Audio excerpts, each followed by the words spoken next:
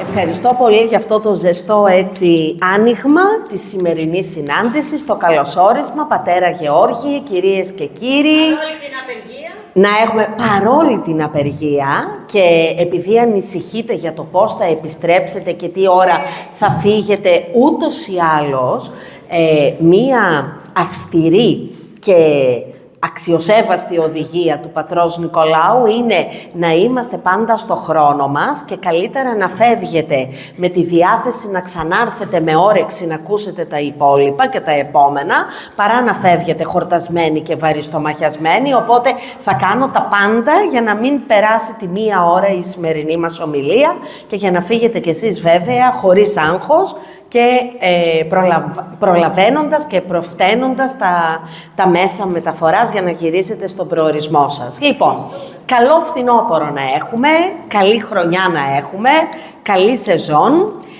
Ο πατήρ Νικόλαος μου είπε, όταν με ενημέρωσε ότι δεν θα είναι σήμερα εδώ, μου λέει άλλωστε εσύ πια είσαι του σπιτιού. Οπότε το ένιωσα και το νιώθω ήδη ότι ο χώρος αυτός είναι ένας χώρος που αγκαλιάζει και χωράει και δίνει θέσεις σε ανθρώπους και χαίρομαι πολύ που μαζί μια ολόκληρη χρονιά φέτος μέχρι και τον Απρίλιο θα δημιουργήσουμε πράγματα. Και κυρίως το προβληματιστούμε γόνιμα, γιατί το θέμα δεν είναι απλά να φεύγουμε με κάποιες γνώσεις από μια ομιλία, λίγες ή πολλές, ή να φρεσκάρουμε πράγματα που ήδη ξέρουμε, αλλά για μένα το ζητούμενο είναι να προβληματιζόμαστε γόνιμα και να πηγαίνουμε παρακάτω. Και χαίρομαι όταν ακούω ανθρώπους που δεν έχουν εμπειρία ψυχοθεραπείας, αλλά περιμένουν αυτές τις συναντήσεις για να δουλέψουν πράγματα μέσα τους και για να βάλουν ένα καινούριο λιθαράκι στο παζλ αυτό που λέγεται ψυχική υγεία, αυτοβελτίωση κτλ. Πράγματι, σήμερα θα μιλήσουμε για το ποτήρι, για το αν είναι μισογεμάτο ή μισοάδιο. Θα ήμουν βαρετά προβλέψιμη αν σας έφερνα ποτήρι εδώ, με νερό. Νομίζω ότι πολλοί από εσάς ήδη μπορεί να το περιμένατε, οπότε όχι. Δεν το έχω φέρει, θα σας προσκαλέσω να το φανταστούμε. Και για μένα αυτή η φράση μισοάδιο ή μισογεμάτο ποτήρι έχει ιδιαίτερο ενδιαφέρον και για έναν άλλο λόγο. Καλά αναρωτιόμαστε και λέμε πώς το βλέπεις το ποτήρι, αλλά ποτέ δεν αναρωτιόμαστε τι έχει μέσα το ποτήρι. Γιατί?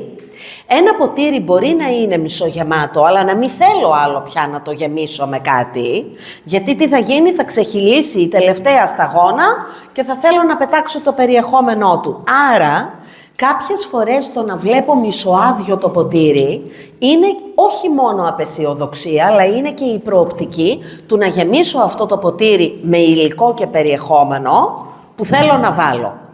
Προτού όμως αρχίσουμε το τι έχουμε να πούμε για αυτό το ζήτημα, επιτρέψτε μου λίγο να διαβάσω 3-4 αποφθέγματα που υπάρχουν στο διαδίκτυο γύρω από την απεσιοδοξία για να ζεσταθούμε λίγο στο θέμα. Λέει λοιπόν ο William Arthur Ward, ο απεσιόδοξος παραπονιέται για τον άνεμο. Ο αισιόδοξος περιμένει τον άνεμο να αλλάξει. Και ο αρεαλιστής ρυθμίζει τα πανιά. Ο Dwight Eisenhower από την άλλη λέει πως η απεσιοδοξία ποτέ δεν κέρδισε καμία μάχη. Ενώ ο Φρανσουά Γκιζό τονίζει πως ο κόσμος είναι για τους αισιόδοξους. Οι απεσιόδοξοι είναι απλοί θεατές. Ο Όσκαρ Βάιλντ λέει πως απεσιόδοξος είναι αυτός που όταν έχει να διαλέξει ανάμεσα σε δύο κακά, διαλέγει και τα δύο. Και τέλος, ο Λόρενς Πίτερ υποστηρίζει πως ο αισιόδοξος περιμένει τα όνειρά του να βγουν αληθινά, ενώ ο απεσιόδοξος περιμένει ακριβώς το ίδιο για τους εφιάλτες του. Αφού λοιπόν φροντίσουμε να κλείσουμε τα κινητά μας ή να τα βάλουμε στο αθόρυβο για να μην ενοχλούμε τους γύρω μας, θα σας προσκαλέσω σε μια μικρή ιστορία που διάβασα στο διαδίκτυο, μου έκανε εντύπωση και θέλω λίγο να τη δούμε μαζί. Μια φορά και έναν καιρό υπήρχε λοιπόν μια κοπέλα η οποία παραπονιόταν διαρκώς για τη ζωή της. Γκρίνιαζε ότι η ζωή της είχε πολλές δυσκολίες, ότι δεν ήταν ευχαριστημένη και ότι υπήρχαν παντού εμπόδια, εξωτερικά και εσωτερικά εμπόδια. Ο πατέρας της, μην αντέχοντας άλλο να ακούει την κρίνια της κόρης της και θέλοντας να τη βοηθήσει, τη ζήτησε να τον ακολουθήσει στην κουζίνα του σπιτιού τους. Εκεί πήρε 3 κατσαρόλες, τις γέμισε με νερό, τις έβαλε πάνω στα μάτια της κουζίνας και άρχισε να βράζει το νερό στην κάθε κατσαρόλα ξεχωριστά. Στη μία κατσαρόλα έβαλε πατάτες. Στην άλλη κατσαρόλα έβαλε αυγά. Και στην τρίτη κατσαρόλα έβαλε κόκκους καφέ. Άφησε να περάσει λίγη ώρα μέχρι να βράσει το νερό με το περιεχόμενό του και ζήτησε από την κόρη του να του πει τι παρατηρεί. Εκείνη λοιπόν είπε αυτό που έβλεπε και ο πατέρας συνόψισε λέγοντας ως εξής. Οι πατάτες μπαίνουν σκληρές και μαλακώνουν. Τα αυγά έχουν μια μαλακή υφή και βράζοντάς τα σκληραίνουν. Και οι κόκκι του καφέ δημιουργούν κάτι εντελώς καινούριο μέσα στο νερό, γιατί διαλύονται και βγαίνει ξαφνικά ένα άρωμα και μία γεύση στο νερό που δεν υπήρχε προηγουμένως. Αυτό ακριβώς είπε ο πατέρας, παιδί μου, συμβαίνει με τη ζωή σου. Θα επιλέξεις εσύ με τις δυσκολίες και τα εμπόδια που συναντάς να αποφασίσεις τι ακριβώς θα κάνεις. Οι δυσκολίες και τα εμπόδια που συναντάς θα σε σκληρύνουν, θα σε μαλακώσουν ή θα τα χρησιμοποιήσεις σαν ευκαιρία για να κάνεις κάτι εντελώς καινούριο και διαφορετικό στη ζωή σου. Διαβάζοντας αυτή την ιστορία, έφερα στο μυαλό μου τη μητέρα μου, που αν με ρωτούσατε, αν μου ζητούσατε να ονοματίσω έναν αισιόδοξο άνθρωπο που έχω γνωρίσει στη ζωή μου και με έχει επηρεάσει, η πρώτη μου σκέψη θα ήταν σίγουρα η μητέρα μου. Η μητέρα μου λοιπόν ξεκίνησε τη ζωή της και πέρασε εύκολα αλλά και δύσκολα παιδικά χρόνια. Το ξεκίνημά της ήταν με πάρα πολύ ωραία παιδικά χρόνια, αλλά συνθήκες και γεγονότα που βίωσε, όπως πρώτα απ' όλα ένας πολύ ξαφνικός θάνατος της μητέρας της στην ηλικία του δημοτικού. Η μαμά μου ήταν ακόμη παιδί δημοτικού όταν η μαμά της πέθανε ευνηδίως. Και αργότερα, σε πολύ νεαρή ηλικία, χρειάστηκε να μείνει δίπλα στον μπαμπά της που έμεινε κλινήρης για χρόνια, γιατί τον χτύπησε ρεύμα. Αυτές οι εμπειρίες ζωής ουσιαστικά τι έκαναν, τι δυνάμωσαν, εν μέρη τη σκλήριναν και εν μέρη τη μαλάκωσαν, αλλά σίγουρα της έδωσαν τη δυνατότητα να είναι αισιόδοξη. Και τι ακριβώς είναι η αισιοδοξία? Έχω εδώ μπροστά αυτές τις 3 καρέκλες, γιατί ξεκινώντας λίγο από την χριστιανική πίστη, στην Ορθοδοξία μας, η αισιοδοξία, αν πούμε ότι κάθεται στη μεσαία καρέκλα, με το ένα της πόδι πατάει στην ελπίδα και με το άλλο της πόδι πατάει στην πίστη. Έτσι λοιπόν στη θεολογική προσέγγιση η αισιοδοξία δεν είναι τίποτε άλλο παρά η βεβαιότητα πως από τη στιγμή που δέχομαι και πιστεύω ότι ο Θεός είναι παρόν στη ζωή μου, έχει σχέδιο, προνοεί, φροντίζει, ακουμπάω πολλά πράγματα από τη ζωή μου και τον εαυτό μου στα χέρια του, δεν έχω λόγο να σκέφτομαι αρνητικά. Λένε μάλιστα ότι η απαισιοδοξία είναι μια βαθιά προσωπική κρίση ακόμη και στην ίδια την πίστη. Αν είσαι απαισιόδοξος, είναι σαν να κλονίζεται η πίστη σου στο Θεό, γιατί δεν πιστεύεις ότι ο Θεός θα κάνει την παρέμβασή Του και θα σε φροντίσει και θα σε βοηθήσει. Γι' αυτό και λένε ότι η πίστη από τη μια και η ελπίδα από την άλλη, ότι παρά τις εξωτερικές δυσκολίες τα πράγματα τελικά θα πάρουν τον καλύτερο δρόμο που μπορούν να πάρουν, είναι τα αντίδοτα στην απαισιοδοξία και την κατάθλιψη. Με αυτόν τον απλό τρόπο συνοψίζω λίγο το πώς η θεολογική προσέγγιση εξηγεί την απαισιοδοξία και την αισιοδοξία. Στη φιλοσοφία, από την άλλη, Η αισιοδοξία δεν είναι τίποτε άλλο παρά η πίστη, η αποδοχή, η παραδοχή και η πεποίθηση ότι ο κόσμος μας, ο κόσμος τον οποίο ζούμε, είναι στην καλύτερη δυνατή εκδοχή του. Γιατί το optimus στα λατινικά, που είναι το καλύτερο, το άριστο, ο οπτιμισμός και ο πεσιμισμός από την άλλη, είναι το ότι ουσιαστικά πιστεύω πως αυτό που έχω στη ζωή μου είναι το καλύτερο δυνατό που θα μπορούσα να έχω. Αυτή είναι η φιλοσοφική προσέγγιση. Και για να πάμε τώρα στην προσέγγιση της επιστήμης της ψυχολογίας, η ψυχολογία λοιπόν λέει ότι η αισιοδοξία είναι ένα χαρακτηριστικό της προσωπικότητας του ανθρώπου και επομένως εδώ γεννιέται το ερώτημα αν κανείς γεννιέται αισιόδοξος ή αν κανείς γίνεται αισιόδοξος στην πορεία. Η σύγχρονη τάση, και που είναι και πολύ αισιόδοξη τάση, είναι ότι μπορούμε όλοι να εκπαιδευτούμε στο να είμαστε αισιόδοξοι, γιατί η αισιοδοξία δεν είναι απλά μια κοσμοθεωρία, μια στάση ζωής, είναι και μια συμπεριφορά. Δεν αρκεί λοιπόν να δηλώνω αισιόδοξος, αλλά πρέπει και μέσα από τις πράξεις μου και από αυτά που κάνω, να δείχνω ότι αυτό που πιστεύω το κάνω και πράξη. Θέλω να σκεφτείτε για λίγο τη ζωή σας σε διαφορετικές εποχές και να φέρετε στο μυαλό σας εποχές που ήσασταν αισιόδοξοι, που σκεφτόσασταν τη θετική πλευρά των γεγονότων και όχι την αρνητική, και εποχές της ζωής σας που ήσασταν απαισιόδοξοι. Υπάρχουν τρεις δρόμοι. Οι καρέκλες αυτές κατά καιρούς θα συμβολίζουν διάφορα πράγματα. Ο ένας δρόμος είναι ότι ένας άνθρωπος ξεκινά από τα πρώτα χρόνια της ζωής του να βλέπει τα πράγματα αισιόδοξα και έτσι μένει ως το τέλος. Ο δεύτερος δρόμος είναι ένας άνθρωπος ξεκινά με απαισιόδοξο τρόπο να βλέπει τη ζωή του και έτσι μένει ως το τέλος.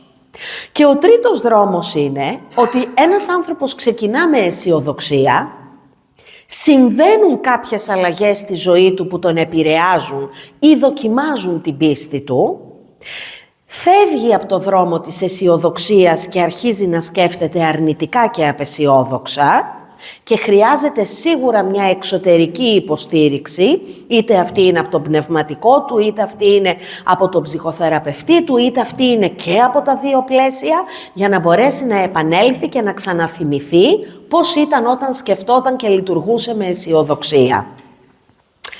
Φέρτε λοιπόν στο μυαλό σας περιόδους της ζωής σας, που συνέβαινε το ένα ή σταμάτησε να συμβαίνει το ένα και άρχισε το άλλο, και ανατρέξτε σε αυτό έτσι το νοερό ταξίδι της ζωής σας και στο γύρο σύστημά σας. Εμείς οι άνθρωποι, ακριβώς επειδή είμαστε κοινωνικά όντα, δεν είμαστε δηλαδή πλασμένοι για να ζούμε μόνοι μας, αλλά είμαστε πλασμένοι για να ζούμε σε ομάδες και να δημιουργούμε σχέσεις, επηρεάζουμε και επηρεαζόμαστε σε πολύ σημαντικό βαθμό από το γύρο σύστημα. Όταν το σύστημα, που το σύστημα το κοντινότερο είναι η οικογένεια στην οποία γεννιόμαστε, και αμέσως μετά σύστημα είναι οι συνομήλικοι, είναι οι συμμαθητές, είναι οι συγγενείς, είναι οι φίλοι, αργότερα είναι οι συνάδελφοι, είναι οι άνθρωποι με τους οποίους εκκλησιαζόμαστε μαζί, είναι διάφορες ομάδες τις οποίες ανήκουμε. Το σύστημα λέμε ότι είναι υποστηρικτικό πότε? Όταν σέβεται τις ανάγκες μας, όταν σέβεται τα όρια μας, αλλά ταυτόχρονα είναι υποστηρικτικό όταν ακόμα και αν διαφωνεί με αυτό που κάνουμε, συνεχίζει να μας ενθαρρύνει στην προσπάθειά μας. Δεν είναι υποστηρικτικό ένα σύστημα όταν προσπαθεί να μας επιβάλλει κάτι που εμάς μας βρίσκει αντίθετους και δεν είμαστε καλά σε αυτή την επιλογή, ή όταν μας ψαλιδίζει τα φτερά. Εάν λοιπόν το σύστημα στο οποίο γεννηθήκαμε και μεγαλώσαμε δεν ήταν υποστηρικτικό, είναι πολύ εύκολη η τάση του να γίνουμε κι εμείς απαισιόδοξοι. Γιατί η αισιοδοξία και η απαισιοδοξία είναι περίπου μεταδοτική. Φέρτε στο νου σας να έχετε δίπλα σας έναν αισιόδοξο άνθρωπο. Αμέσως κι εσείς παίρνετε κάτι από τη θετική του ενέργεια. Χαμογελάτε. Ή αρχίζετε κι εσείς να λέτε «Α, λες να είναι έτσι, λες να έχει δίκιο, γιατί να συμβεί το κακό και να μην συμβεί αυτό που μου λέει η φίλη μου αυτή τη στιγμή». Αν έχετε έναν απεσιόδοξο άνθρωπο δίπλα σας, ή αυτό που συμβαίνει είναι ρουφιέστε στην παγίδα της απεσιοδοξίας και αρχίζετε κι εσείς να σκέφτεστε αρνητικά, ή προσπαθείτε να αποφύγετε όσο παραπάνω γίνεται την αλληλεπίδρασή σας μαζί του, γιατί τον βαριέστε, γιατί σας κάνει κακό, γιατί αναγνωρίζετε ότι είναι με κάποιον τρόπο τοξικός. Γυρίζοντας λοιπόν πίσω σε αυτό που σας ζήτησα να σκεφτείτε, θα μοιραστώ από τη δική μου ζωή ότι υπήρχε μια μεγάλη περίοδος της ζωής μου, περίπου μέχρι τα 29-30 μου, που ήμουν σχεδόν μόνο αισιόδοξη. Δεν θυμάμαι να υπήρχαν αρκετές μέρες, δεν θα πω καν εβδομάδες, που να ήμουν απεσιόδοξη. Μπορεί να υπήρχε λίγο άγχος για το πώς θα πάνε τα πράγματα, για παράδειγμα, όταν έδινα εξετάσεις στο πανεπιστήμιο και ήθελα να περάσω το μάθημα με καλό βαθμό. Αλλά, σε γενικές γραμμές, με χαρακτήριζε η αισιοδοξία και άκουγα συχνά από ανθρώπους να λένε για μένα, κάτι που πιθανότατα και για πολλούς από εσάς εδώ μέσα λένε, είναι η χαρά της ζωής. Βλέπεις αυτό το κορίτσι και ανοίγει η καρδιά σου. Από ένα σημείο και μετά, δεν θα πω ευτυχώς ότι έχασα εντελώς την αισιοδοξία μου, αλλά συνέβη μια ρογμή. Και η ρογμή είχε να κάνει με την εποχή που κινδύνεψε να πεθάνει ο πατέρας μου. Εκεί λοιπόν, ενώ αισθάνθηκα ευγνώμων απέναντι στο Θεό που τελικά σώθηκε και έζησε πολλά χρόνια, ενώ επομένως είχα κάθε λόγο να δυναμώσει η πίστη μου αντί να κλονιστεί, που δεν κλονίστηκε η πίστη μου, αυτό όμως που άρχισε σαν σκουλικάκι μέσα μου να υπάρχει ήταν τι? Χάθηκε η ξεχνιασιά. Γιατί ο αισιόδοξος άνθρωπος είναι και ξέχνιαστος, είναι ανάλαφρος, κάνει κυρίως θετικές σκέψεις. Δεν είναι ο αισιόδοξος άνθρωπος σε ένα ροζ συννεφάκι και σε μια φούσκα που πιστεύει ότι είναι όλα καλά. Αυτό στην ψυχολογία λέγεται θετική τοξικότητα και δεν το θέλουμε. Ο αισιόδοξος άνθρωπος είναι πραγματιστής, είναι ρεαλιστής. Τι κάνει λοιπόν? Βλέπει το εμπόδιο μπροστά του, αναγνωρίζει τον κίνδυνο, εκτιμά τη δυσκολία, αλλά η πρώτη και αυτόματη σκέψη του είναι και γιατί να μην πάνε όλα καλά? Και γιατί να πρέπει να σκεφτώ το χειρότερο σενάριο? Και γιατί να μην τα καταφέρω? Και γιατί να μην σταθώ κι εγώ τυχερή όπως έχουν σταθεί τόσοι άλλοι άνθρωποι? Εάν χαθεί η ξεχνιασιά, που στον κάθε ένα αυτή τη στιγμή, αν κάναμε την ερώτηση πότε σταμάτησες να είσαι ξέχνιαστος στη ζωή σου, ή πότε ένιωσες ότι έγινε κάτι που τάραξε την εσωτερική σου ηρεμία, σίγουρα ο κάθε ένας και κάθε μια σας κάπου θα σκαλώσει, κάπου θα σκοντάψει. Σε μια ηλικία, φανταστείτε τη ζωή σας σε μια νοερή γραμμή, αν λοιπόν από το 0 ως το 57, που είναι η δική μου γραμμή ζωή, σταματώ στο 30, 29 με 30, εσείς μπορεί να σταματάτε στο 17 ή στο 45 ή στο 60 ή στο 5. Εκεί τι γίνεται? Συμβαίνει κάτι, υπάρχει ένα γεγονός, το οποίο μας επηρεάζει είτε άμεσα είτε έμεσα και εκεί, λέει η ψυχολογία, ότι έγκυται το κατά πόσο θα μπορέσει ο αισιόδοξος άνθρωπος να ανακάμψει και να σκεφτεί τι? Ότι το εμπόδιο και η δυσκολία που συναντά είναι προσωρινό. Δεν διαρκεί για πάντα. Έτσι λοιπόν ο αισιόδοξος άνθρωπος δεν είναι ότι δεν έχει δικαίωμα στο να πονέσει, να φοβηθεί, να θυμώσει, να κάνει αρνητικά σενάρια, αλλά είναι ο άνθρωπος ο οποίος αποδεικνύεται εξαιρετικά ανθεκτικός και ανακάμπτει, ανακτά δυνάμεις, προχωρά Στην ιδανική περίπτωση λέει μάλιστα τι έμαθα από όλη αυτή την εμπειρία, τι εργαλεία κρατώ και συνεχίζει τη ζωή του και πάλι με αισιοδοξία. Θα δώσω παράδειγμα.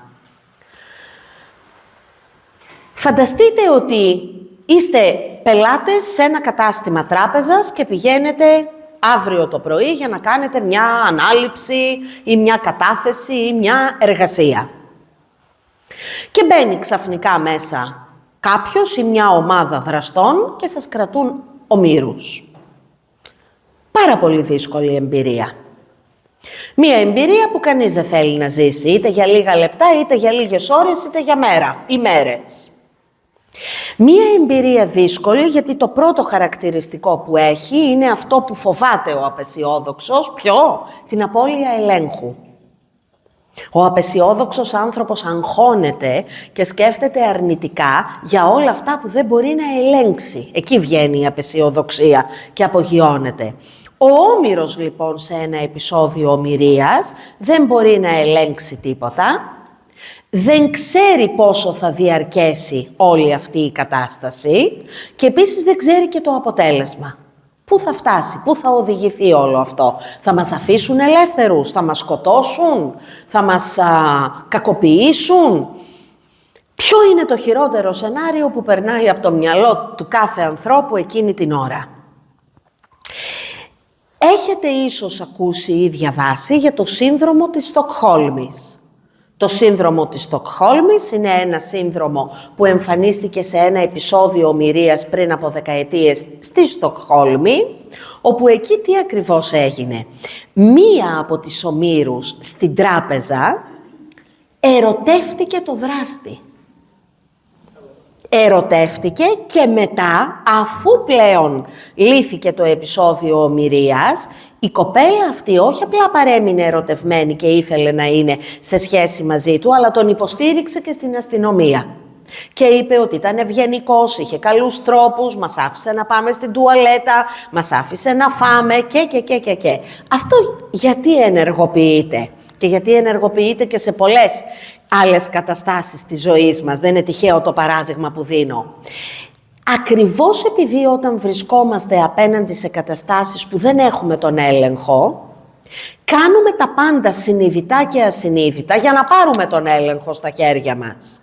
Και τι κάνουμε?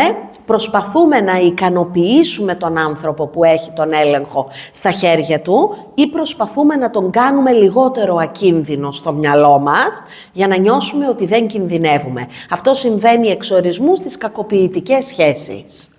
Μία σχέση λοιπόν όπου ο γονιός κακοποιεί το παιδί ή ο σύντροφος ή η σύντροφος κακοποιεί τον ή την σύντροφο, το θύμα προκειμένου να νιώσει ότι έχει κάποιον έλεγχο στα χέρια του, τι κάνει? Εκλογικεύει, δηλαδή δικαιολογεί τη συμπεριφορά του θήτη, προσπαθεί να προβλέπει τα επόμενα επεισόδια και βέβαια αυτομομφεί, ρίχνει κατηγορίες στον εαυτό του. Ο απεσιόδοξος άνθρωπος λοιπόν, σε ένα τέτοιο επεισόδιο, αύριο σε μία τράπεζα, θα σκεφτεί πρώτον το χειρότερο σενάριο, πάει, τελείωσε, μας σκότωσε. Δεν υπάρχει περίπτωση να μας αφήσει, δεν υπάρχει περίπτωση να τη γλιτώσουμε. Και ακόμη και αν τελικά το επεισόδιο λήξει και φύγει και γυρίσει στο σπίτι του, ο άνθρωπος που τείνει να σκέφτεται με απεσιοδοξία είναι πολύ πιθανό να αναπτύξει ή διαταραχή πανικού ή να εδραιωθεί μία φοβία μέσα του, που η φοβία θα έχει να κάνει κάθε φορά που θα μπαίνει σε μία τράπεζα ή κάθε φορά που θα μπαίνει σε έναν κλειστό χώρο με ανθρώπους γύρω του, θα φοβάται ότι αυτό το περιστατικό θα επαναληφθεί. Εκεί έρχεται και η έμφαση στην ψυχοθεραπεία, στην ψυχολογική βοήθεια που δίνουμε σε έναν άνθρωπο με παράλογες εντός εισαγωγικών, ας μου επιτραπεί, φοβίες, γιατί έτσι κι αλλιώς η φοβία δεν έχει λογική. Η βοήθεια που προσπαθούμε να δώσουμε είναι πόσο στατιστικά πιθανό είναι να επαναληφθεί το ίδιο περιστατικό σε σένα. Το ίδιο λέμε σε έναν άνθρωπο που έχει υπάρξει θύμα τροχαίου. Πόσο πιθανό είναι πραγματικά να σου συμβεί το ίδιο ξανά και ξανά και ξανά? Υπάρχουν οι εξαιρέσεις. Στο γραφείο μου έχω δυστυχώς ακούσει ιστορίες που πραγματικά σηκώνω τα χέρια ψηλά και λέω ο άνθρωπος αυτός είναι άτυχος. Δεν γίνεται να έχει συμβεί και αυτό και αυτό και αυτό και αυτό και με το που πάει να ορθοποδήσει και να σηκώσει κεφάλι να συμβαίνει πάλι κάτι ακόμα. Πόσο όμως στατιστικά πιθανό είναι στις ζωές των περισσότερων να συμβαίνουν μόνο αρνητικά πράγματα. Για τον απεσιόδοξο είναι σίγουρο. Ο απεσιόδοξος άνθρωπος λοιπόν τι κάνει? Τείνει να διονγκώνει τα γεγονότα της καθημερινότητάς του, τείνει να παραβλέπει τη θετική πλευρά των γεγονότων και να βγάζει μπροστά μόνο την αρνητική, δεν πιστεύει ότι το πρόβλημα είναι προσωρινό, στο μυαλό του το πρόβλημα θα είναι για πάντα, διαρκές, μόνιμο, δεν δέχεται βοήθεια γιατί έχει πιστεί ότι δεν πρόκειται να αλλάξει κάτι, άρα απομονώνεται από οποιοδήποτε υποστηρικτικό σύστημα και αυτό που κάνει είναι μπαίνει και μπλέκεται μέσα σε φαύλους κύκλους. Και οι φαύλοι κύκλοι στη ζωή μας γενικότερα ως γνωστόν σπάνε πότε? Μόνο αν σταματήσουμε να σκεφτόμαστε με τον τρόπο που σκεφτόμαστε και επομένως κάνουμε κάτι διαφορετικό. Ο αισιόδοξος από την άλλη βλέπει πρώτα τη θετική πλευρά των γεγονότων, κάνει επομένως θετική σκέψη, αναγνωρίζει το πρόβλημα, κάνει 1-2 βήματα πίσω και το παρατηρεί προσπαθώντας να βρει λύσεις, είναι εξωστρεφής και κοινωνικός, δεν απομονώνεται, πιστεύει στον εαυτό του και στις δυνάμεις του και ο αισιόδοξος άνθρωπος, αυτό είναι για μένα το μεγαλύτερο πλεονέκτημα της αισιοδοξίας, πιστεύει ότι η επόμενη μέρα είναι πάντα μια καινούρια μέρα. Δεν πιστεύει και δεν θεωρεί δεδομένο ότι η αυριανή μέρα θα είναι ίδια με τη σημερινή, γιατί ούτως ή άλλως ποτέ η αυριανή μέρα δεν είναι ίδια με τη σημερινή. Εμείς μπορεί να παραμένουμε ίδιοι αν δεν αλλάζουμε. Η ίδια ημέρα, οι συνθήκες, η ζωή και τα γεγονότα είναι διαφορετικά. Θα πει λοιπόν κανείς, και τι κάνουμε αν κάποτε ήμασταν αισιόδοξοι και αν αυτό στην πορεία το χάσαμε? Πώς μπορούμε να το αποκτήσουμε ξανά, πώς μπορούμε να εκπαιδευτούμε σε αυτό ξανά? Οι ζωές όλων μας, για μένα, είναι σαν ένα μεγάλο σπίτι που έχει διαφορετικά δωμάτια. Φανταστείτε λοιπόν ο καθένας και η καθεμιά σας τη ζωή σας σαν ένα διαμέρισμα με 2, 3, 4, 5 δωμάτια. Όσο μικρό ή μεγάλο θέλετε φτιάξτε το. Σε κάθε δωμάτιο υπάρχει μία διαφορετική ή μία ίδια οργάνωση. Υπάρχουν σπίτια, κυριολεκτικά σπίτια, που μπαίνεις και κάθε δωμάτιο, από την κουζίνα, το μπάνιο, την κρεβατοκάμαρα, το σαλόνι, το καθιστικό, είναι full τακτοποιημένα και οργανωμένα. Υπάρχουν σπίτια στα οποία ένα δωμάτιο μπορεί να είναι λίγο πιο αποθηκευτικός χώρος και να βάζουμε πράγματα μη δίνοντας και πολύ σημασία, να κλείνουμε και την πόρτα και να μην μας ενδιαφέρει αν θα το δει κανείς, και υπάρχουν και σπίτια στα οποία επικρατεί ένα χάος. Αν λοιπόν πούμε ότι ένα τέτοιο σπίτι είναι και η ζωή μας έχει διαφορετικά δωμάτια και τα διαφορετικά δωμάτια είναι τα εξής. Η επαγγελματική μας ζωή, η προσωπική μας ζωή. Είμαστε ελεύθεροι, είμαστε παντρεμένοι, έχουμε οικογένεια με παιδιά ή χωρίς παιδιά. Έχει πεθάνει ο σύντροφός μας, έχουμε χωρίσει, ποια είναι η οικογενειακή μας κατάσταση? Υπάρχει ένα άλλο δωμάτιο που είναι η κοινωνική μας ζωή. Έχουμε φίλους. Πόσους φίλους έχουμε? Είναι καλοί φίλοι οι φίλοι που έχουμε? Είναι ένα καλό υποστηρικτικό σύστημα? Ή κάνουμε κατά ανάγκη παρέα για να μην μείνουμε μόνοι? Και για κάποιους, βεβαίως και ένα πολύ μεγάλο και πολύτιμο δωμάτιο, είναι η θρησκευτική παύλα πνευματική ζωή. Έτσι λοιπόν για τους ανθρώπους που πιστεύουν, που έρχονται στην εκκλησία, που συμμετέχουν σε δράσεις. Εμείς στην ενορία μας με το σύζυγο, που δεν είναι ο ναός που μας φιλοξενεί εδώ, είναι στο κέντρο της Θεσσαλονίκης.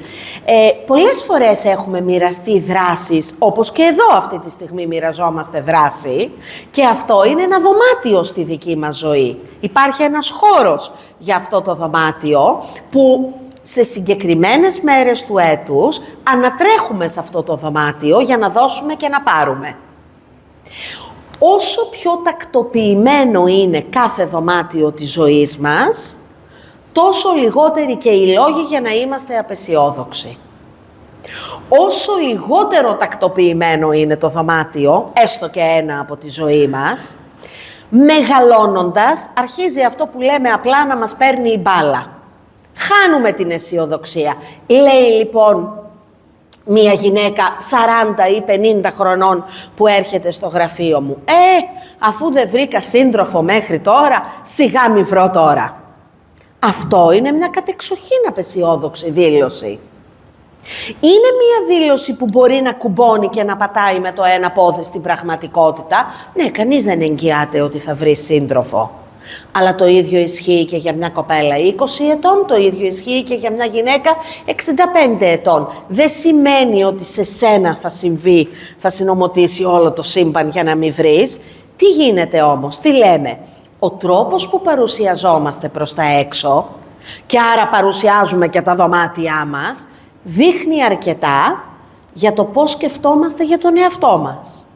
Και αν σκεφτούμε ή φανταστούμε για λίγο ο καθένας μας, αν γυρίσει και κοιτάξει ο καθένας γύρω, ποιον θα διάλεγα από εδώ μέσα για φίλο μου, ή για να πάω μια εκδρομή το Σαββατοκύριακο, ή για να του εμπιστευθώ ένα μυστικό, από ανθρώπους που δεν ξέρω. Όχι από ανθρώπους που γνωρίζω και έχουμε ήδη μια σχέση, άγνωστοι άνθρωποι που δεν τους ξέρω. Ποιον θα διάλεγα, ποια θα διάλεγα? Έχει πολύ ενδιαφέρον, εάν θα κάνατε αυτό το πείραμα, να βλέπατε με ποια κριτήρια θα διαλέγατε ή δεν θα διαλέγατε κάποιον άνθρωπο. Και βέβαια σε μια ομάδα ψυχοθεραπείας, όταν αυτό το δουλεύουμε, είναι πολύτιμη τροφή σε αυτόν που ακούει γιατί με διαλέγεις ή γιατί δεν με διαλέγεις. Γιατί θα θυμίσω αυτό που νομίζω και εδώ έχουμε πει, αλλά σίγουρα το λέμε από καιρό σε καιρό, ότι ο Ήρβινγκ Γιάλομ, ένας κορυφαίος ψυχοθεραπευτής υπαρξιακής προσέγγισης, έχει μιλήσει πολύ για τους τρεις εαυτούς μας. Έχει πει λοιπόν ότι έχουμε τον δημόσιο, τον κρυφό και τον τυφλό. Ο δημόσιος εαυτός μας είναι αυτό που δείχνουμε προς τα έξω. Ο κρυφός εαυτός μας είναι αυτά που κρατάμε για μας και τα μοιραζόμαστε με πολύ λίγους. Με αυτούς που εμπιστευόμαστε. Είναι ο πνευματικός μας, είναι ο ψυχοθεραπευτής μας, είναι ο καλύτερος μας φίλος, είναι ο γονιός μας. Και ο τυφλός εαυτός είναι τι? Αυτά που βλέπετε εσείς σε μένα και δεν τα βλέπω εγώ σε μένα. Και για να μπορεί κανείς να σχηματίσει μια καλύτερη εικόνα για τον τυφλό μου εαυτό και εγώ για τον δικό σας, πρέπει να αλληλεπιδράσουμε. Δεν αρκεί μόνο να με δει κάποιος και να πει «Α, βλέπω πώς είσαι», δεν διαβάζουμε σφαίρες, αλληλεπιδρούμε. Και μέσα από την αλληλεπίδραση γνωρίζουμε ο ένας καλύτερα τον τυφλό εαυτό του άλλου. Ο αισιόδοξος άνθρωπος, για να μην χάνουμε τη σύνδεση με το θέμα, τι κάνει? Έχει αυτοπεποίθηση. Και αυτοπεποίθηση τι σημαίνει? Είμαι πολύ εντάξει με τα θετικά μου, είμαι επίσης εντάξει με τα αρνητικά μου. Ξέρω ότι έχω ελαττώματα. Και ξέρω ότι θα φύγω από αυτή τη ζωή μη βελτιώνοντας όλα τα ελαττώματά μου, είτε γιατί δεν μπορώ, είτε γιατί αποφασίζω να μην τα βελτιώσω. Ο απεσιόδοξος άνθρωπος κυνηγάει την ουρά του, κάνει αυτό το πράγμα γύρω-γύρω. Δηλαδή, συνεχίζει να γκρινιάζει και να μιλάει και να μουρμουρίζει και να παραπονιέται για όλα αυτά που δεν πάνε καλά στη ζωή του. Δεν προσπαθεί να αλλάξει κάτι, αλλά εάν κάποιος από κάτω του καθρεφτήσει και του πει «Ναι, αλλά και εσύ βρε παιδάκι μου, κάνεις αυτό και αυτό και αυτό», κατεβάζει τείχος. Ανεβάζει μάλλον τείχος ή κατεβάζει ρολά.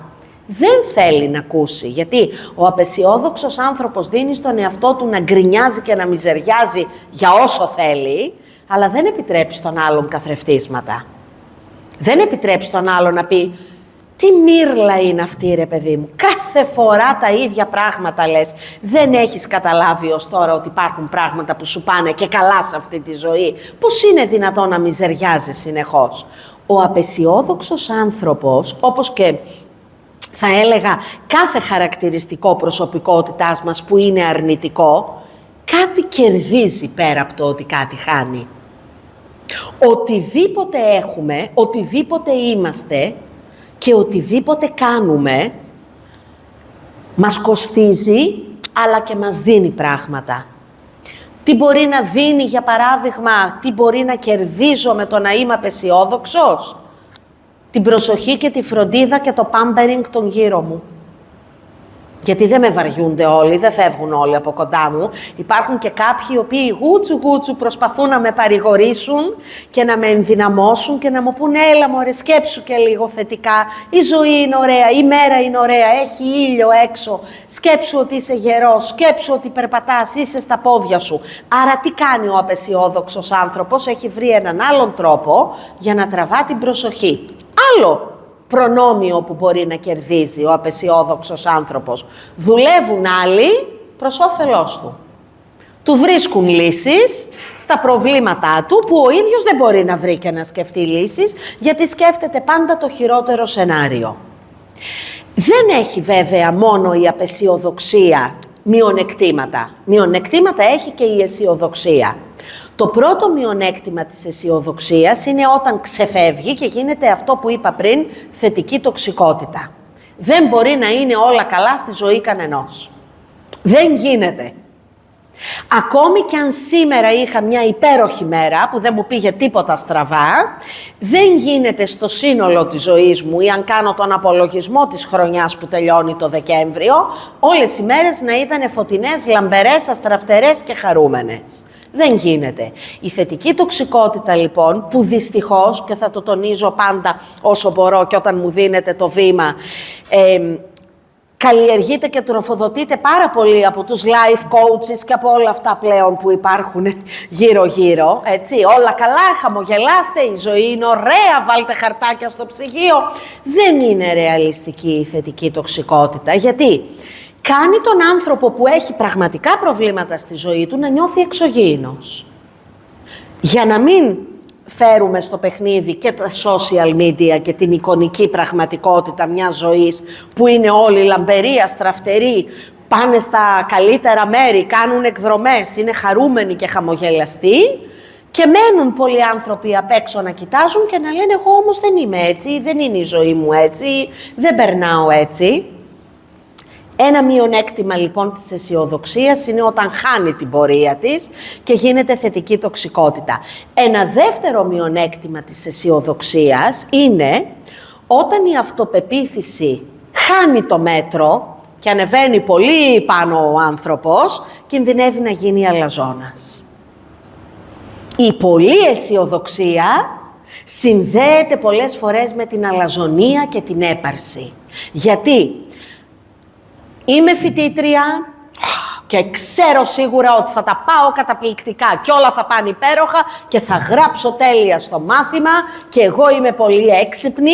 Είναι πολύ ωραίο να πιστεύουμε στον εαυτό μας, αλλά ταυτόχρονα είναι πολύ θεμιτό να αφήνουμε χώρο για το αστάθμητο και το απρόβλεπτο που και σε έναν πολύ έξυπνο άνθρωπο μπορεί να έρθει η στιγμή που δεν θα ξέρει ή δεν θα θυμάται την απαντήσει. Εάν λοιπόν βάζω τον εαυτό μου σε έναν μηχανισμό υπερβολικής αυτοπεποίθησης, το έχω με τις ομιλίες, θα φύγουν όλοι ενθουσιασμένοι. Είναι πάρα πολύ επικίνδυνο αυτό, πρώτον γιατί μπορεί να βγάλω προς τα έξω ένα αλαζονικό πρόσωπο, ποια είμαι εγώ, και δεύτερον γιατί θα προσγειωθώ πολύ απότομα στην αποτυχία. Ενώ λοιπόν φανταστείτε την αισιοδοξία σαν ένα ωραίο καρύκευμα που παίρνουμε και βάζουμε στο φαγητό μας, ενώ τι θέλουμε, γιατί είναι βασικό συστατικό και δίνει γεύση στο φαγητό της ζωής μας, δεν τη θέλουμε σε κατάχρηση. Δεν τη θέλουμε σε υπερβολική δόση, γιατί κινδυνεύει να χαλάσει τη γεύση του φαγητού. Ο αισιόδοξος άνθρωπος, πέρα από το γεγονός ότι έχει ικανότητες και δυνάμεις τις οποίες πιστεύει, έχει διανύσει προφανώς και χιλιόμετρα στη ζωή του με επιτυχίες και αποτυχίες, αλλά τι είπαμε, έχει κρατήσει τη θετική πλευρά των γεγονότων. Έτσι λοιπόν, όταν δουλεύω με γονείς παιδιών με σύνδρομο Down, με αυτισμό ή στο φάσμα αναπτυξιακών διαταραχών και που για μένα είναι ήρωες οι άνθρωποι αυτοί. Στο πώς από ένα παιδάκι που το παιδί τι είναι, η προβολή στο μέλλον, η ελπίδα, η προοπτική στο μέλλον. Και οι άνθρωποι αυτοί συνεχίζουν να ασχολούνται και να επενδύουν σε ένα παιδί που την ίδια στιγμή που είναι η προβολή στο μέλλον, την ίδια στιγμή τους γεμίζει αγωνίες για το μέλλον. Λένε λοιπόν οι περισσότεροι, τι θα κάνει αυτό το παιδί όταν εγώ φύγω από τον κόσμο αυτό. Πώς θα τα καταφέρει, πώς θα ζήσει, ποιος θα το βοηθάει. Η αισιοδοξία σε αυτόν τον άνθρωπο, σε συνδυασμό με την πίστη του και την ελπίδα, τον βοηθά στο να σκεφτεί ότι θα υπάρξει κάποια λύση, αλλά τον οθεί και στο να προνοήσει. Γιατί η αισιοδοξία δεν είναι απλά πέσε πίτα να σε φάω, αλλά κάνω βήματα και κινήσεις για να οργανώσω το πλάνο της ζωής μου έτσι, ώστε να συνδράμω εγώ στο να βρεθούν λύσεις και ξαναθυμίζω τα υποστηρικτικά συστήματα. Ο απαισιόδοξος άνθρωπος τείνει να προδικάζει, να βγάζει αυθαίρετα συμπεράσματα, να φέρνει την καταστροφή και αυτό με κάποιον τρόπο επηρεάζει πάντα και την άλλη πλευρά. Φέρτε στο μυαλό σας, και δεν ξέρω, Χρήστο μου, αν έχουμε το μικρόφωνο για να ακούσουμε μια-δυο έτσι εμπειρίες, φέρτε στο μυαλό σας λίγο τους γονείς σας. Και θα είχε πολύ ενδιαφέρον να ακούσουμε έτσι ενδεικτικά έναν-δυο από εσάς ή μία-δύο, να μας πείτε με ποιον τρόπο συνέβαλαν στο να είστε αισιόδοξοι ή να μην είστε αισιόδοξοι στη ζωή σας. Εγώ έκανα ήδη την αρχή και μοιράστηκα το πώς η μαμά μου, ίσως δεν ολοκλήρωσα το μοίρασμα, η μαμά μου λοιπόν ένα από αυτά που μου έλεγε ακόμη και από την εποχή που ο μπαμπάς μου είχε αρρωστήσει και μετά, ήταν κορίτσι μου, εγώ πέρασα πολύ δύσκολα γεγονότα σαν παιδί. Δεν με εμπόδισαν από το να μεγαλώσω, να κάνω την οικογένειά μου, να δουλέψω, να περάσω όμορφα, να αξιωθώ να φτάσω στην ηλικία που είμαι. Και τι κάνω, η μαμά μου πίστευε πολύ. Πιάνω το κομποσκήνι μου, κάνω το σταυρό μου, διάβαζε τα βιβλιαράκια της και λέω πως όλα θα βρουν το δρόμο τους. Αυτή ήταν μια δήλωση αισιοδοξίας που δεν την πολύ καταλάβαινα, να σας πω την αλήθεια, την ώρα που την άκουγα, ίσως και να την αμφισβητούσα κάποιες φορές, αλλά μέσα μου εντυπώθηκε η φράση του ότι όλα θα βρουν το δρόμο τους και είσαι δυνατή για να τα αντέξεις και όταν θα υπάρχουν δυσκολίες. Άρα ο τρόπος που με επηρέασε στο να ανακάμψω ή να παλεύω μέχρι σήμερα, να μην χάνω την αισιοδοξία μου ακόμη και στις δυσκολίες, είναι τα λόγια της μαμάς μου. Ας ακούσουμε μια-δυο εμπειρίες από εσάς για το πώς οι γονείς σας βοήθησαν ή δεν σας βοήθησαν στο θέμα αισιοδοξίας. Υπάρχει κάποιος ή κάποια που θέλει κάτι να μοιραστεί? Ναι. Έρχεται το μικρόφωνο.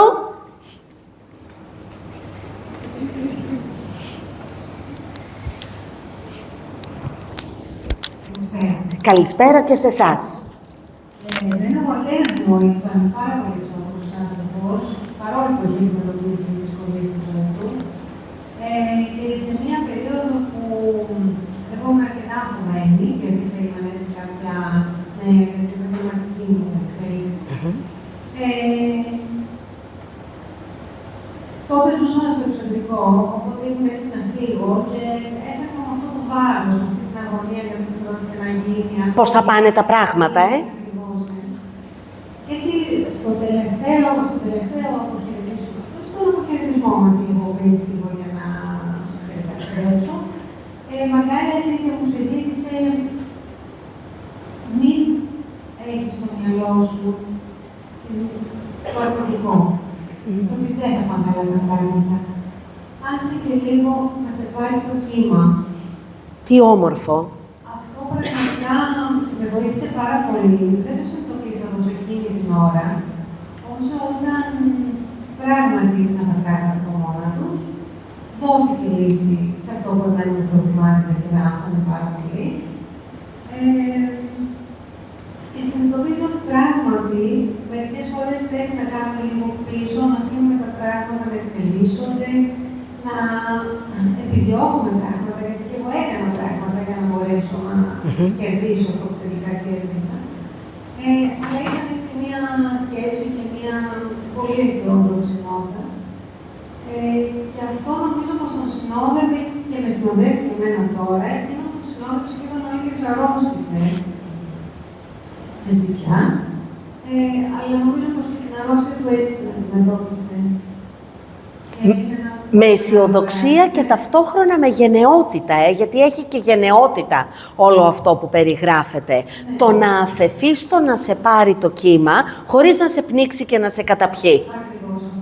Γιατί... Και πράγματα για να κρατιέσαι, αλλά να αφήνεις και λίγο τα πράγματα να κινούν μόνα τους, να μην τρελαίνεσαι από τη σκέψη και το άγχος αυτό. Σας ευχαριστούμε πολύ και ευχαριστούμε και τον μπαμπά από εκεί πάνω για αυτό που σας έμαθε, έτσι, και το μοιράζεστε μαζί μας. Ευχαριστούμε πάρα πολύ. Είναι κάποιος άλλος ή κάποια άλλη που θέλει κάτι να μοιραστεί, να βάλει στη συζήτηση? Ναι, παρακαλώ. Είναι ο πατήρ Γεώργιος. Καλά, δεν βλέπω. Ναι, πίσω, στο βάθος. Ωραία. Χριστό, καλά, δεν βλέπω. Γιατί δεν βλέπω πολύ καλά από εδώ.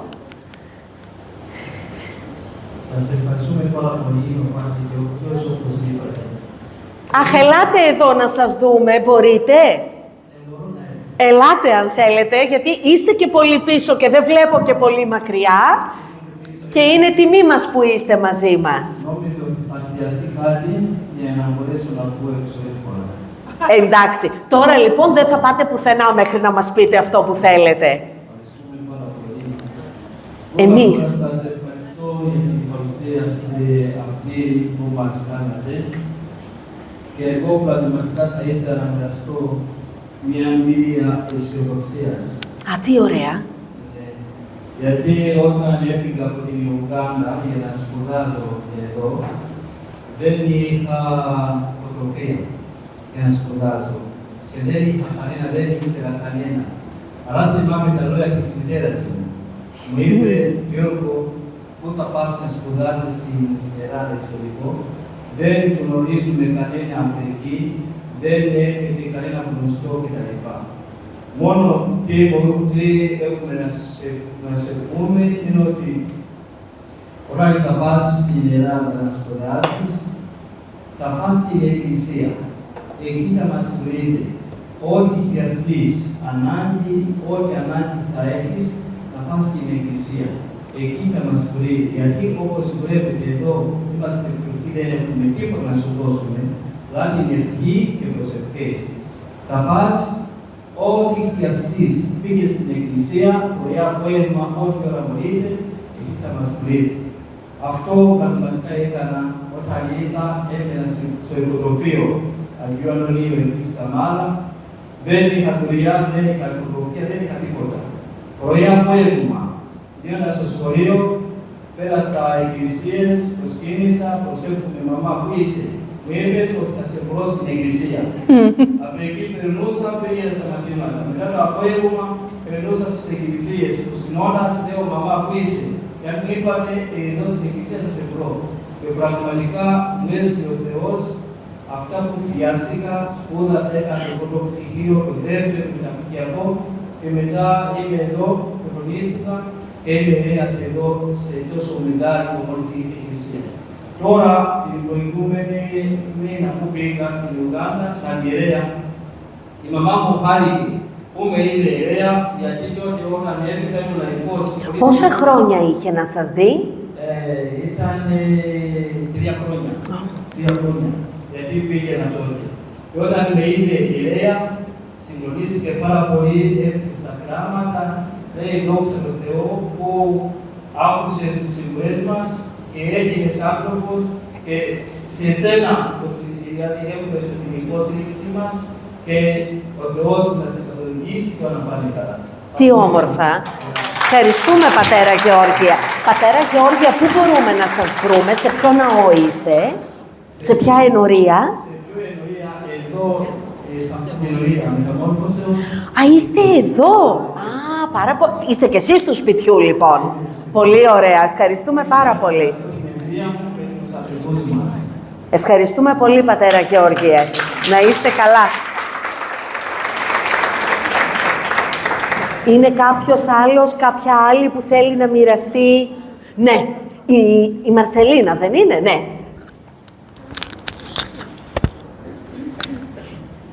Καλησπέρα σε όλους. Καλησπέρα. Καλησπέρα, Μαρσελίνα μου. Εγώ θα ήθελα κάτι να ρωτήσω. Βεβαίως. Εγώ επειδή τους δυο γονείς που είχα, ο ένας, ο γονιός μου, ήταν η μητέρα μου πάρα πολύ αισιόδοξος άνθρωπος. Ενώ εν αντιθέσει ο πατέρας μου ήταν το άκρο αντίθετο, πολύ απεσιόδοξος. Ναι. Η μητέρα μου για την κάθε δυσκολία πάντα έβρισκε ένα φως από πίσω την καρδότα και μάλιστα θυμάμαι που έλεγε ακόμα ότι και η νύχτα είναι έλειος και γελά, παιδί μου. Μπορεί να αλλάξει την κατάσταση, να μην στεναχωριέσαι για τίποτα. Εν αντιθέσει ο πατέρας μου στο τελείως αντίθετο άκρο. Και θέλω να ρωτήσω τώρα εγώ, ένα παιδί που είναι στη μέση και ακούει τη μητέρα του με πλήρη αισιοδοξία και τον πατέρα του με πλήρη απεσιοδοξία. Είναι τυχαίο αυτό που γίνεται ή προσταμβάνει, γιατί εγώ δεν μπορώ να πω ότι είμαι ένα παιδί πάρα πολύ αισιόδοξο. Ήμουν, τουλάχιστον να πω ότι δεν ήμουν. Πάντα το ποτήρι το έβλεπα λίγο μισογεμάτο. Μισοάδιο, το έβλεπες. Ναι. Ίσως γιατί με επηρεαστεί, έλεγαν ότι μοιάζω περισσότερο τον πατέρα μου από το DNA του, δεν ξέρω.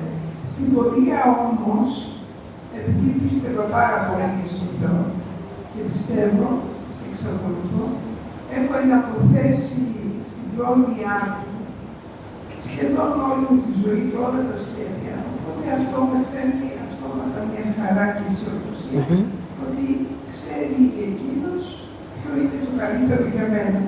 Αλλά νομίζω ότι ήθελα να βρω μια λύση ανάμεσα στους δύο γονείς. Σωστά. Μαρσελίνα, βάζεις ένα πολύ σημαντικό ερώτημα, όχι μόνο για την αισιοδοξία και την απαισιοδοξία, αλλά αυτό το ερώτημα θα μπορούσε να αγγίζει και κάθε χαρακτηριστικό προσωπικότητας, που λέμε, γιατί έγινα, για παράδειγμα, πολύ υποχωρητική όπως ήταν ο πατέρας μου και όχι διεκδικητική όπως ήταν η μαμά μου. Γιατί έγινα πολύ φωνακλάς και θυμωμένος σαν τον μπαμπά ή σαν τη μαμά και δεν έγινα ένας πιο πράος άνθρωπος όπως ήταν ο άλλος. Όταν ένα παιδί μεγαλώνει σε μια οικογένεια με τόσο αντίθετες προσλαμβάνουσες, είναι δηλαδή οι δυο γονείς στα δύο άκρα, μία συμπεριφορά από το ένα άκρο και ο αντίποδας αυτής της συμπεριφοράς στο άλλο άκρο, το πρώτο πράγμα που κάνει είναι ασυνείδητα, σαν παιδί, ως παιδί, προσπαθεί να τοποθετηθεί εκεί που νιώθει ή περισσότερη ασφάλεια ή εκεί που αισθάνεται ότι υπάρχει περισσότερη αποδοχή, περισσότερη έγκριση, περισσότερο κάτι που τον κάνει πάντως να ταυτιστεί με αυτόν τον άνθρωπο. Και τι εννοώ? Θα το έχουμε ίσως όλοι μας παρατηρήσει ότι προβληματιζόμαστε για το γιατί έχουμε μοιάσει στα αρνητικά χαρακτηριστικά των γονιών μας και όχι σε πολλά θετικά τους. Γιατί πήραμε αρνητικά χαρακτηριστικά? Η πιο γνωσιακή συμπεριφορική προσέγγιση εξηγεί ότι τα πάντα είναι θέμα μάθησης. Παρατηρώ, μιμούμε, ταυτίζομαι, μαθαίνω, εσωτερικεύω, επαναλαμβάνω. Μια άλλη προσέγγιση λέει ότι ακόμα και με έναν γονιό που είναι, για παράδειγμα, κακοποιητικός ή επιτίθεται ή είναι πολύ αυστηρός, τι κάνει το παιδί? Προκειμένου να νιώσει ασφάλεια και δυνατό, ταυτίζεται με τον επιτιθέμενο, ταυτίζεται με αυτόν που έχει το κακό χαρακτηριστικό και γίνεται σαν αυτόν, γιατί μέσα από αυτόν τον τρόπο εκδραματίζει το αρνητικό του συναίσθημα απέναντι στον άλλο γονιό. Έτσι λοιπόν, αν ο άλλος γονιός, αν για παράδειγμα σε αυτό που λες, η αισιόδοξη μαμά, ο απαισιόδοξος μπαμπάς, εάν η αισιόδοξη μαμά δεν έδινε χώρο στα αρνητικά συναισθήματα του μπαμπά και λίγο τα υποτιμούσε ή τα προσπερνούσε και ήταν απλά στο «δεν καταλαβαίνω τώρα τι είναι αυτά που λες, όλα θα πάνε καλά και η νύχτα ακόμη θα φέρει τη μέρα, δεν μπορώ να καταλάβω τι είναι αυτό που λες». Αυτό που εσύ μπορεί να έβλεπες ως παιδί ήταν έναν μπαμπά που να μένει πιο μόνος, πιο παραπονεμένος και να βουλιάζει στην απαισιοδοξία του. Και εμείς όταν είμαστε παιδιά, κακώς αλλά αυτή είναι η τάση μας, τείνουμε να γινόμαστε φροντιστές του γονιού που νιώθουμε ότι έχει ανάγκη. Που είναι ένα πολύ περίεργο παιχνίδι μυαλού, γιατί και μπορεί να μην έχει ανάγκη, αλλά σίγουρα δεν είναι δικός μας ρόλος να τον φροντίσουμε. Αλλά γιατί ένα παιδί μπαίνει στη διαδικασία να βρει μια ισορροπία ή να φροντίσει το σύστημα, για να νιώσει το ίδιο ασφαλές μετά μέσα του. Δεν το κάνει γιατί στα 6, στα 8 ή στα 10 αισθάνεται ότι το οφείλει. Το κάνει γιατί μόνο έτσι νιώθει ασφάλεια ή μόνο έτσι παίρνει επιβράβευση από το γονιό. Άρα μία υπόθεση είναι αυτό που παρατηρούσες εσύ στον μπαμπά και αυτό που παρατηρούσες στη σχέση του γονεϊκού ζευγαριού να σε έκανε ασυνείδητα να πηγαίνεις πιο πολύ προς την πλευρά του μπαμπά, νιώθοντας ότι ήταν πιο αδύναμος, πιο ευαίσθητος, είχε μεγαλύτερη ανάγκη, δεν ξέρουμε. Ένας άλλος τρόπος που εξηγεί το γιατί ταυτίζομαι με τον ένα γονιό και όχι με τον άλλον, είναι ότι το χαρακτηριστικό που έχει ένας γονιός, κι ας είναι θετικό, το έχει πάρα πολύ και δεν μου αρέσει. Έτσι λοιπόν, παράδειγμα δικό μου, η μαμά μου ήταν μια πολύ δυναμική γυναίκα και πολύ διεκδικητική και την θαύμαζα. Όμως, υπήρχαν περιστάσεις και συνθήκες τις οποίες ένιωθα άβολα με τον τρόπο που διεκδικούσε κάτι, σε απλά πράγματα, έτσι. Θα πήγαινε σε ένα μαγαζί και θα μιλούσε στον υπάλληλο ή στο σερβιτόρο. Μπορεί ο σερβιτόρος να στεκόταν σούζα την ώρα που του μιλούσε η μαμά, αλλά εγώ ένιωθα πάρα πολύ άβολα με όλο αυτό. Θα ήθελα να είμαι κι εγώ δυναμική, αλλά βλέποντας το αυτό με αποθάρρυνε. Οπότε πήγαινα πιο κοντά προς τον μπαμπά που είχε ένα πιο υποχωρητικό και μαλακό στυλ διαχείρισης των καταστάσεων, χωρίς να σημαίνει ότι δεν ήταν κι αυτός ένας δυναμικός άνθρωπος, αλλά με άλλο στυλ έκφρασης. Υπάρχουν πολλές ακόμη εξηγήσεις, γιατί και οι ίδιοι οι παιδοψυχολόγοι που δουλεύουν πολύ με τον ψυχισμό του παιδιού προσπαθούν να εξηγήσουν γιατί ένα παιδί μοιάζει πιο πολύ εκεί ή εκεί. Είναι τάση, είναι αυτό που λέμε το πιο συναισθηματικό DNA που δεν ορίζεται τελικά. Είναι μάθηση. Για μένα είναι ένας συνδυασμός όλων και σίγουρα οποιοδήποτε χαρακτηριστικό και συμπεριφορά μας ενισχύεται ή δεν ενισχύεται από το περιβάλλον και άρα μεγαλώνει ή μικραίνει αναλόγως. Τώρα, θα πω και κάτι ακόμα. Όλοι μας έχουμε μέσα μας το καλό και το κακό, το φως και το σκοτάδι, την αισιοδοξία και την απαισιοδοξία. Το θέμα είναι να βρούμε την ισορροπία ανάμεσα στα δύο και το θέμα είναι να δούμε ποια είναι η επικρατέστερη θέση μας. Η απαισιοδοξία πολλές φορές συγχέεται λανθασμένα με την κατάθλιψη. Δεν σημαίνει ότι ένας απαισιόδοξος άνθρωπος είναι καταθλιπτικός. Ένας απαισιόδοξος άνθρωπος, αν το κρατήσουμε σαν εικόνα, είναι ένας εγκλωβισμένος άνθρωπος που νιώθει ότι δεν υπάρχουν λύσεις και δεν υπάρχουν οπτικές. Αρκεί λοιπόν να του δείξει κάποιος έναν καινούριο τρόπο να σκέφτεται και να εκπαιδευτεί στην αισιόδοξη οπτική. Την όποια αισιόδοξη οπτική. Και εδώ εγώ βάζω πάντα το παράδειγμα της αλλαγής της συμπεριφοράς, που για να αλλάξω οποιαδήποτε συμπεριφορά, και θέλω λίγο Δέσποινα τη βοήθειά σου σε αυτό, για να αλλάξω οποιαδήποτε συμπεριφορά πρέπει πρώτα να αναγνωρίσω ότι είναι κάτι πρόβλημα Μετά να αναλάβω δράση γι' αυτό και να παραμένω αισιόδοξη. Δέσποινα Σαχπασίδου, ασχολείσαι πάρα πολύ με τη διακοπή καπνίσματος, συντονίζεις ομάδες ανθρώπων που παλεύουν να κόψουν το κάπνισμα και με άλλα πράγματα, αλλά αυτή τη στιγμή με ενδιαφέρει αυτό. Η αισιοδοξία ή η απεσιοδοξία των ανθρώπων που ξεκινούν ένα πρόγραμμα παίζει ρόλο στην έκβαση του προγράμματος. Τι λέει η εμπειρία σου? Βεβαίως, και αυτό το μετράμε και στο τεστ κινήτρου. Δηλαδή πόσο πιστεύει ότι είναι σε θέση να το κόψει. Μάλιστα. Όταν λέει ότι δεν πιστεύω ότι θα το κόψω και ταυτόχρονα σε μια άλλη ερώτηση ότι δεν θα κάνω προσπάθεια, ξέρεις ότι δεν έχει κίνητρο και δεν έχει καθόλου νόημα να μπει στην προσπάθεια, γιατί και να προσπαθήσει έχει να αρποθετήσει, έχει βάλει ο ίδιος εμπόδια στον εαυτό του, μοιραία θα αποτύχει και βάζει και ένα ακόμη τσεκ στην οτροπία της ήττας. Μάλιστα. Πολύ ενδιαφέρον αυτό. Προσπάθησα και αυτό και δεν τα κατάφερα, δεν μπορώ να τα καταφέρω.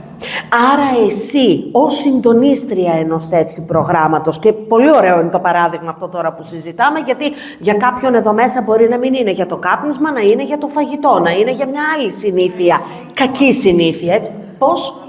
Το αλκοόλ, ναι, ή οτιδήποτε, οποιοσδήποτε εθισμός. Άρα για σένα ως συντονίστρια, το να βλέπεις ότι ο άνθρωπος έχει χαμηλό κίνητρο, δεν σε κάνει και σένα αισιόδοξη ότι θα προχωρήσει. Μάλιστα.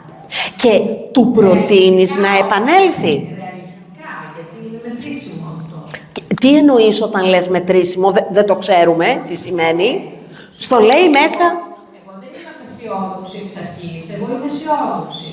Γιατί έχω μία εμπειρία, ξέρω ότι τα άτομα που προσπάθησαν τα κατάφεραν. Ξέρω ότι το πρόγραμμα τους δίνει εφόδια και ότι αν είναι μέσα στο πρόγραμμα και συνεπείς θα το καταφέρουν. Μάλιστα. Όταν όμως ο άλλος έρχεται με μία τέτοια στάση, και εσύ γίνεσαι απεσιόδοξη, όχι από θέση, αλλά από την θέση του άλλου απέναντι σε σένα. Μάλιστα. Δέσποινα, σήκω λίγο, γιατί θέλω κάτι να δείξουμε. Τώρα έτσι μου έρχεται μια ιδέα. Ας φανταστούμε λοιπόν ότι η Δέσποινα εδώ είναι ο εαυτός σας σε οποιαδήποτε στιγμή της ζωής σας, έχετε προσπαθήσει να υποστηρίξετε ή να ενθαρρύνετε ή να εμπνεύσετε σε κάποιον δικό σας άνθρωπο μια αλλαγή. Βλέπετε λοιπόν ότι η κόρη σας, ο γιος σας, ο άντρας σας, η γυναίκα σας, ο γονιός σας παλεύει με κάτι. Και προσπαθείτε, η Δέσποινα κρατάει το ρόλο του ανθρώπου που ξέρει και ενθαρρύνει και έχει και εργαλεία και έχει και γνώσεις για να τον βοηθήσει. Τι μας λέει η Δέσποινα από το ρόλο της? Ότι όταν συνειδητοποιήσω πως ο άλλος δεν έχει κίνητρο, άρα δεν είναι και αισιόδοξος ότι θα έχει αποτέλεσμα αυτή η προσπάθεια, τι κάνει? Οικονομία ενέργειας. Και δεν τον πιέζεις άλλο. Ναι, και του προτείνω να ψάξει περισσότερο το πώς μπορεί, τι κακό του κάνει το κάπνισμα, να βρει κίνητρα. Να βρει κίνητρα. Να ασχοληθεί με το θέμα ώστε να βρει κίνητρα. Του δίνεις και το δικαίωμα να συνεχίζει να καταστρέφει τον εαυτό του εάν τελικά δεν βρει κίνητρα για να το αλλάξει. Δεν μπορείς να κάνεις και τίποτα σε αυτό. Σωστό. Εδώ λοιπόν έρχεται το να γίνουμε όλοι Δέσποινα με ποια έννοια? Να μην δαπανούμε παραπάνω χρόνο από ένα σημείο και μετά στο να βοηθήσουμε έναν άνθρωπο που δεν θέλει να βοηθηθεί. Αυτό ήταν και υποκρατικό. Ήταν και έτσι. Έλεγε ο Ιπποκράτης ότι πριν θεραπεύσεις κάποιον, ρώτησέ τον αν θέλει. Μπράβο. Ακριβώς. Αν δεν θέλει, δεν κάνεις προσπάθεια ουσιαστικά, είναι σαν να τρέχεις σε ένα τροχό αυτά τα ποντικάκια που τρέχεις. Και ο φαύλος κύκλος. Νομίζεις ότι κάτι κάνεις, αλλά δεν κάνεις τίποτα παρά μόνο σπαταλάς ενέργεια. Πολύ σωστά. Πολύ σωστά. Σε ευχαριστούμε, Δέσποινα, πάρα πολύ. Υπάρχει κάτι άλλο, είτε σαν ερώτηση, είτε σαν έτσι, άποψη που θέλετε να φέρετε εδώ στην κουβέντα μας, πριν σας διαβάσω κάτι που έχω γράψει και με το οποίο θα κλείσουμε τη σημερινή μας συνάντηση? Πώς είμαστε, Χρήστο, από χρόνο, μην τους καθυστερώ κιόλας. Ωραία. Είναι κάτι άλλο που θέλετε να ρωτήσετε ή να μοιραστείτε? Τώρα, ή τους καλύψαμε σε όλα, πατέρα Γεώργια, και φεύγουν χωρίς απορίες, ή περιμένουν το επόμενο θέμα, το οποίο για την ιστορία είναι στις 4 Νοεμβρίου για τη ζήλια, τον φθόνο και την αμφιβολία, ένα πολύ δυνατό θέμα. Έγραψα λοιπόν κάτι για να κλείσουμε τη σημερινή μας συνάντηση και αυτό το κάτι λέει, είναι μια μικρή ιστορία που λέει λοιπόν ότι μια φορά και έναν καιρό ήταν ένας άνθρωπος. Ένας απεσιόδοξος άνθρωπος. Ο άνθρωπος αυτός έβλεπε παντού προβλήματα και δυσκολίες. Για την ακρίβεια δημιουργούσε δυσκολίες από τις ευκαιρίες του, σύμφωνα με τον Χάρι Τρούμαν, σε αντίθεση με τους αισιόδοξους ανθρώπους που υπήρχαν γύρω του και οι οποίοι δημιουργούσαν ευκαιρίες από τις δυσκολίες τους. Εκείνος όμως, ο απεσιόδοξος άνθρωπος, έβλεπε παντού δυσκολίες και εμπόδια. Κάποια από τα εμπόδια που έβλεπε ήταν πραγματικά. Δεν ήταν βέβαια τόσο μεγάλα όσο τα αντιλαμβανόταν. Κάποια άλλα πάλι δεν υπήρχαν. Τα επινοούσε ο ίδιος, πείθοντας τον εαυτό του και κάποιες φορές και τους άλλους γύρω του για την ύπαρξή τους. Τα εμπόδια αυτά, υπαρκτά και μη, ήταν η καλύτερη και βολικότερη δικαιολογία για να μην προσπαθήσει. Παρέμενε απεσιόδοξος γιατί αυτό είχε μάθει να κάνει στη ζωή του. Τα χρόνια περνούσαν και ο απεσιόδοξος άνθρωπος έχανε ό,τι μπορεί να βάλει το μυαλό σας. Έχανε στιγμές, έχανε ενέργεια, έχανε διάθεση, έχανε σχέσεις. Κανείς δεν ήθελε να είναι κοντά του. Λες και η απεσιοδοξία του ήταν μια μεταδοτική ασθένεια που όλοι την έτρεμαν. Κι όσο τον απέφευγαν, τόσο πιο μόνος έμενε.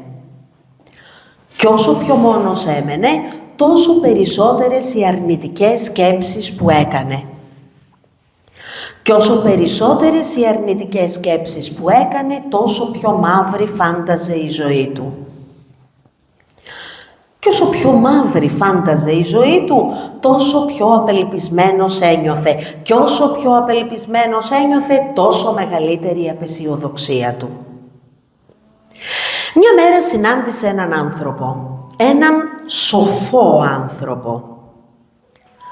Κόντεψε να τον προσπεράσει, όταν εκείνος, ο σοφός άνθρωπος, μπήκε μπροστά του και τον ρώτησε κοιτάζοντάς τον στα μάτια. «Γιατί σκέφτεσαι πάντα το κακό?» Ο απεσιόδοξος άνθρωπος ξαφνιάστηκε. Δεν είχε ποτέ ως εκείνη τη στιγμή δεχθεί μια τέτοια ερώτηση. Δεν είχε απάντηση.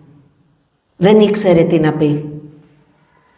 Ο σοφός άνθρωπος συνέχισε να τον κοιτάζει. «Γιατί πάει το μυαλό σου πάντα στο χειρότερο? Πώς είσαι τόσο σίγουρος ότι θα συμβεί αυτό που φοβάσαι? Και τελικά γιατί να είσαι εσύ τόσο άτυχος ώστε να προσελκύεις πάντα το κακό?» Ο απεσιόδοξος άνθρωπος τα είχε χάσει. Οι ερωτήσεις που άκουγε τον έφερναν σε εξαιρετικά δύσκολη θέση.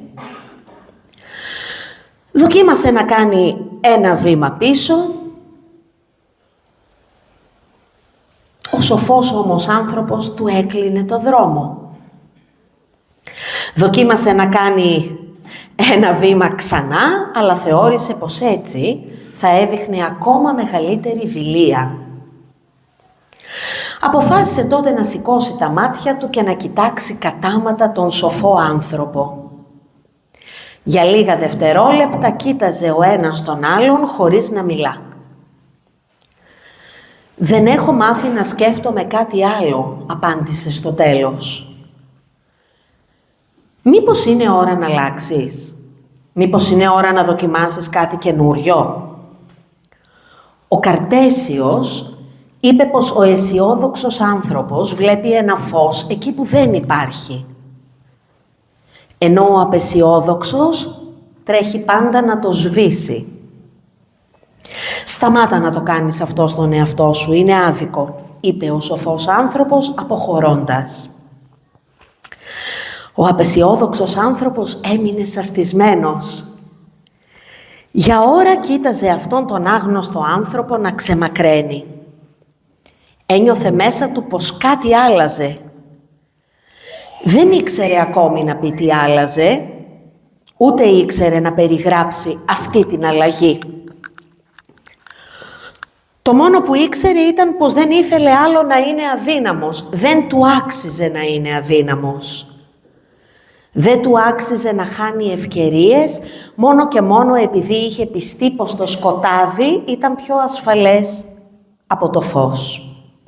Με την ευχή λοιπόν να αναζητούμε, ακόμα και όταν οι δυσκολίες είναι τέτοιες στη ζωή μας, να αναζητούμε το φως μέσα μας. Σας ευχαριστώ πάρα πολύ για την προσοχή σας σήμερα και ανανεώνουμε το ραντεβού μας για την 3η 4 Νοεμβρίου εδώ μέσα.